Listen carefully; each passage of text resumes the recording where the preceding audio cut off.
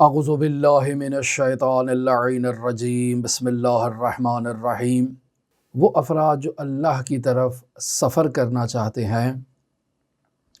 انہیں اپنے اس سلوکی سفر میں رہنمائی کی ضرورت ہوتی ہے، استاد کی ضرورت ہوتی ہے، مربی کی ضرورت ہوتی ہے جو ان کی رہنمائی کرے۔ اور اگر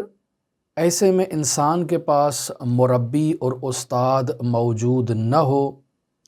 تو وہ ٹاماٹوئیاں کرتا ہے، ادھر ادھر بھٹکتا رہتا ہے، اور ایک درست رہنما نہ ہونے کے نتیجے میں اپنی تمام زندگی جو مشقت کرتا ہے، جو محنت کرتا ہے، اس کا اسے نتیجہ حاصل نہیں ہوتا۔ لہٰذا اکثر افراد کی زندگی میں یہ چیز مشاہدہ کی گئی ہے کہ وہ اپنی تمام زندگی ذکر و اذکار میں گزار دیتے ہیں،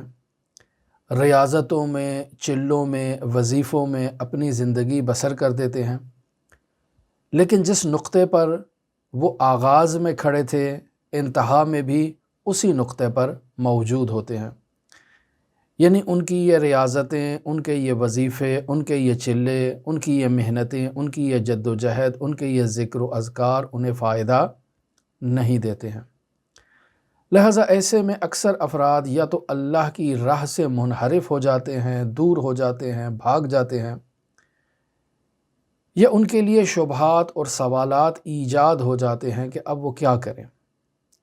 تو اس کی بنیادی وجہ ایک استاد کا نہ ہونا، ایک رہنما کا نہ ہونا ہے جو ان کی تربیت کرے۔ درواقع استاد آہستہ آہستہ اپنے شاگرد کی روح کی تربیت کرتا ہے، بشرطے کہ یہ شاگرد اپنے وجود کو استاد کے اوپر سونپ دے، استاد کے سپرد کر دے، استاد کے حوالے کر دے، تاکہ استاد اس کی روحانی کیفیات کو جان کر، روحانی کیفیات سے مطلع ہو کر وہ اس کی رہنمائی کرتا رہے۔ بس اوقات استاد شاگرد کے چہرے کو دیکھ کر اس کی روحانی کیفیات کا اندازہ لگا لیتا ہے، چونکہ چہرہ درواقع ترجمانی کرتا ہے انسان کے باطن کی، جو اس کے باطن میں موجود ہے وہ اس کے چہرے سے عیاں ہو جاتا ہے، نمایاں ہو جاتا ہے، ظاہر ہو جاتا ہے۔ لہٰذا استاد اس چہرے کا مطالعہ کر کے اسے روحانی تربیت سے متعلق، ترقی سے متعلق اسے وظائف دیتا ہے، اسے تعلیم دیتا ہے، چاہے وہ اخلاقی نوعیت کے وظائف ہوں، چاہے وہ معاشرتی نوعیت کے وظائف ہوں، چاہے وہ خاندانی نوعیت کے وظائف ہوں، یا اللہ کے ذکر سے متعلق وظائف ہوں۔ اور بس اوقات اگر استاد اور شاگرد کے درمیان فاصلہ ہے تو ایسی صورت میں یہ شاگرد اپنے روحانی کیفیات کو استاد کے سامنے بیان کرتا ہے، اپنی باطنی کیفیات کو استاد کے سامنے بیان کرتا ہے، اور استاد انہیں جان کر اس شاگرد کی تربیت کرتا ہے۔ لیکن بس اوقات خود شاگرد جو ہے وہ اس مقام پر نہیں ہوتا کہ تشخیص دے سکے کہ کون سی بات استاد کے سامنے بیان کرنی ہے اور کون سی بات استاد کے سامنے بیان نہیں کرنا ہے۔ لہٰذا ممکن ہے کہ وہ نہایت اہم نکات کو نظر انداز کر دے اور استاد کے سامنے بیان نہ کرے، جس کے نتیجے میں استاد اس کی وہ خاطر خواہ رہنمائی نہیں کر پائے گا۔ لہٰذا علی ای حال سلوک اللہ کے سفر میں استاد کا ہونا ضروری ہے، وگرنہ انسان تمام زندگی بھی اگر تہجد گزاری کرتا رہے، اگر انسان تمام زندگی بھی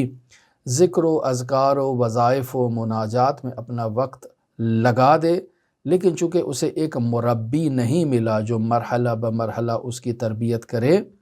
ایسا انسان کامیاب نہیں ہوتا۔ جس نقطۂ آغاز پر وہ ابتدا میں موجود تھا، 40 سال، 50 سال، 60 سال گزرنے کے بعد بھی وہیں پر کھڑا رہتا ہے، اور پھر اس کے لیے یہ سوال ہوتا ہے کہ ایسا کیوں ہے، میں نے تو بہت محنت کی ہے۔ یہ وہ موضوعات ہیں کہ جو بطور معمول ہماری زندگیوں میں پیش آتے ہیں، اور ان موضوعات سے متعلق ہمیں رہنمائی کی ضرورت ہوتی ہے۔ اب ہر شخص کو آیت اللہ بہجت، آیت اللہ قاضی نصیب نہیں ہوتا، لہٰذا ان ہستیوں نے اپنی زندگی کے رہنما اصول مرتب کر دیے ہیں، بیان کر دیے ہیں، یا کتابیں تحریر کر دی ہیں، اور آگے آئندہ نسلوں تک ان کتابوں کے ذریعے سے اپنی رہنمائی کو آئندہ نسلوں تک منتقل کیا ہے۔ لا عقل جو افراد ان کتابوں کا مطالعہ کرتے ہیں انہیں ایک نظری طور پر، ایک علمی طور پر بہت ساری چیزوں کی رہنمائی ہو جاتی ہے، اور ان نکات پر عمل کر کے وہ بہت سے اپنے معاملات کو سیدھا کر سکتے ہیں، لیکن پھر بھی استاد کی کمی کو پورا نہیں کر سکتے ہیں۔ دعا گو ہیں خداوند متعال ہمیں ان معارف اور ان مطالب کو سمجھنے کی صلاحیت دے، چونکہ بس اوقات انسان کے وجود پر ایک بوجھ آ جاتا ہے، ایک پردہ آ جاتا ہے کہ انسان ایسے نورانی حقائق کو سمجھنے سے عاجز ہوتا ہے۔ تو دعا گو ہیں خداوند متعال ہمیں ان معارف کو سمجھنے کی صلاحیت اور توفیق دے۔ دعا گو ہیں خداوند متعال منجی عالم بشریت حضرت صاحب العصر، صاحب الامر، صاحب الزمان کے ظہور میں تعجیل فرمائے، اور ہمیں حضرت کے اصحاب و اعوان و انصار میں شمار فرمائے۔ اللہم صلی علی محمد و آل محمد وعجل فرج قائم آل محمد۔